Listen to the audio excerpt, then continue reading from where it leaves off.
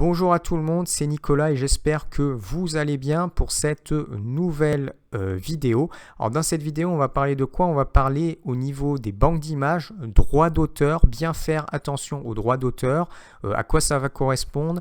Pourquoi? Parce que quand on utilise des images, des fichiers vectoriels à des buts qui peuvent être commerciaux pour une utilisation qui ne va pas être personnelle, il faut bien évidemment bien faire attention à soit avoir la licence, soit si besoin faire des attributions à l'auteur. Et on va voir ça dans cette vidéo. Allez, au passage, si tu aimes mes vidéos, surtout n'hésite pas, abonne-toi à la chaîne. Donc moi qui je suis, je m'appelle Nicolas, je suis formateur en ligne sur des logiciels graphiques. Alors pas que quand je dis graphique, c'est très large parce que à l'intérieur, j'inclus par exemple de la modélisation 3D, j'inclus aussi de l'animation 2D et bien évidemment tout ce qui est logiciel aussi de retouche photo, mise en page, dessin vectoriel et ainsi de suite.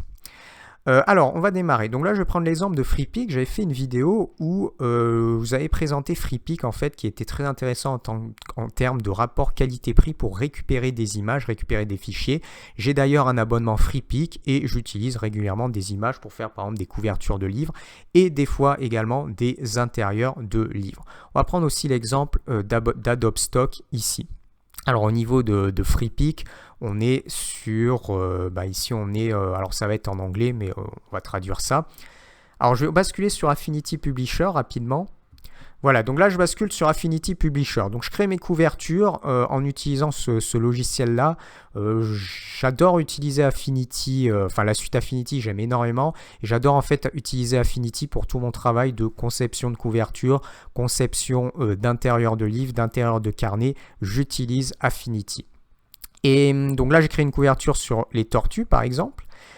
Livre de coloriage tortue pour enfants. Et en fait ces images-là, par exemple, je les ai récupérées dans Freepik.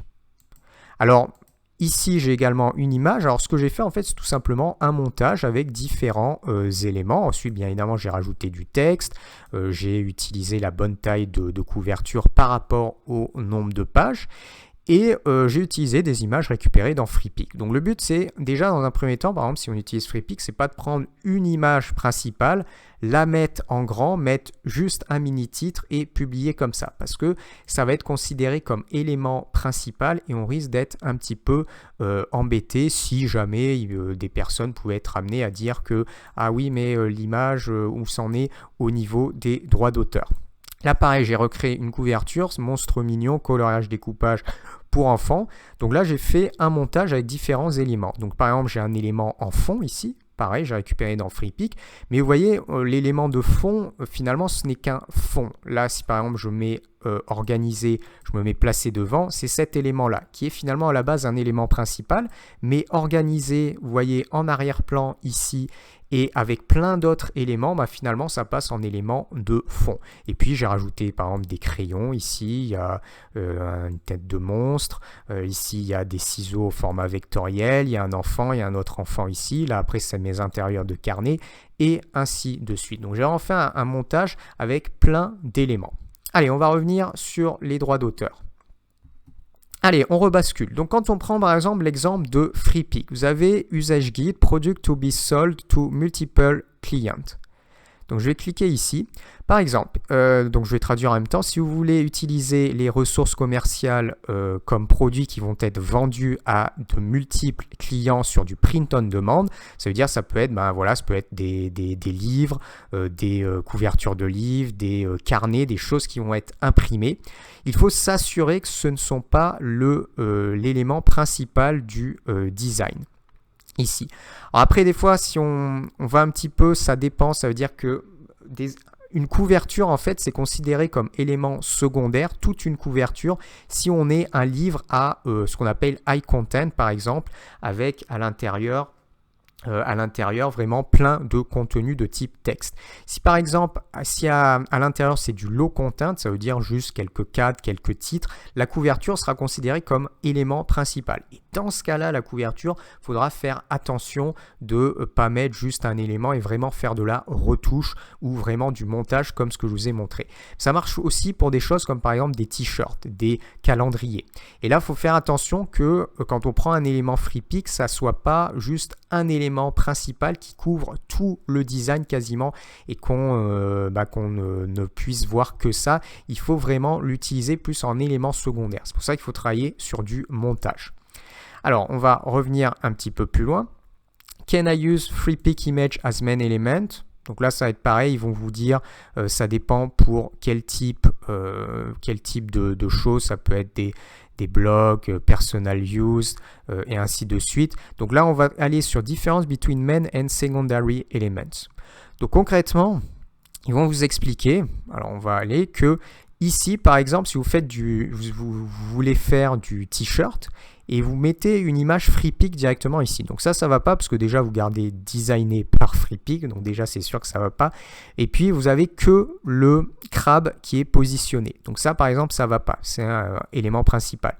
Ici, vous mettez que ça va pas même si ils ont enlevé Baby Logo, Design by FreePic, mais c'est pas assez. Secondary element, c'est quoi? C'est prendre le crabe qu'on a dans FreePic et faire un montage comme ça. Donc vous voyez, on prend par exemple une première image qui va être avec le parasol ici. On prend le crabe, on vient le mettre ici, on rajoute du texte et là en fait on a fait une association d'éléments et ça fonctionne. C'est pour ça qu'il faut travailler sur du montage. Alors des fois c'est pas toujours évident parce que là en fait vous récupérez ça de FreePic et ils disent que c'est bon si on met simplement notre cadre et si on met notre texte ici. Par contre ils mettent que ça va pas. Là par contre j'ai un petit peu plus de mal à comprendre parce que je vois pas énormément de différence. Ça dépend en fait si c'est motif. Voilà, alors je vais repartir un petit peu plus loin. Donc là, il vous explique un certain nombre de choses, blog, YouTube vidéo. Ici, je peux même sélectionner YouTube vidéo.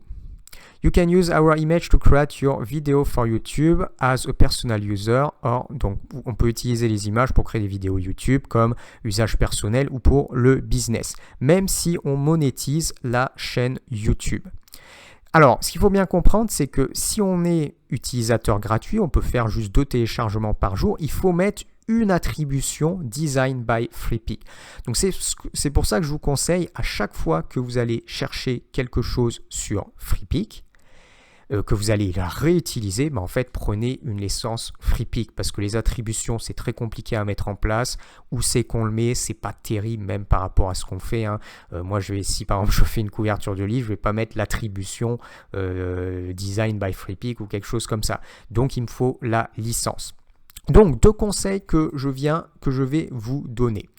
C'est si vous réutilisez régulièrement des images comme ça, c'est avoir une licence. Donc vous achetez la licence, après vous avez votre PDF, comme quoi vous avez la licence, vous avez payé, et comme ça vous êtes sûr de ne pas être embêté. Si jamais un jour on vous dit « Ah vous avez réutilisé cet élément-là, est-ce que c'est dans les règles ?» Oui, j'ai ma licence machin, je peux réutiliser le contenu. Ça c'est la première chose, sans attribution.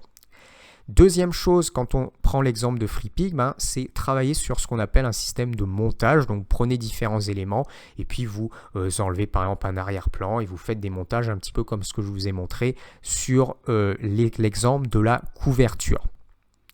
Ensuite, si on prend l'exemple d'Adobe, alors ça peut être un peu différent suivant les banques d'images. Sur FreePic, il faut faire attention un petit peu aux éléments principaux, éléments secondaires. Donc, c'est pour ça que je vous conseille de faire des montages.